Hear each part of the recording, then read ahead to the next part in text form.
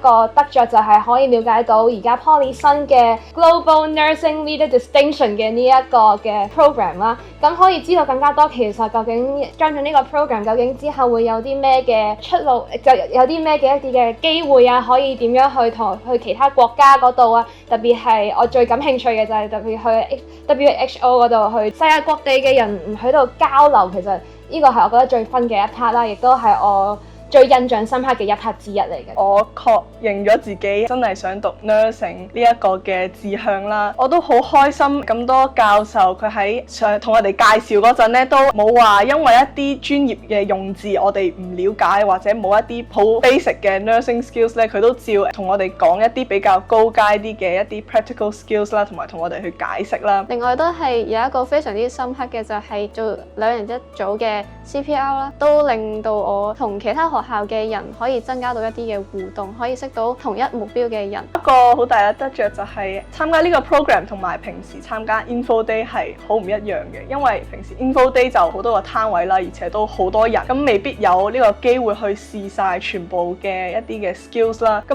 join 咗呢個 program 之後咧，就可以好專心同埋好小班教學咁樣去了解每一個nursing skills 啦，我覺得係一個好難得嘅機會去學到更多。同你一齊去 info day， 其實有時見到成班人圍住一個 booth， 然之後你見到咁多嘅人，你都知道心知自己其實都湧唔到埋去，咁其實就好似錯過咗一個體驗嘅機會咁。但係你今次真係冇乜人同你一齊湧埋去，變相你都係可以去睇到究竟其實係發生咩事，其實一樣十分好嘅一樣。咁亦都係透過呢一次嘅活動，亦都係真係加深咗我真係好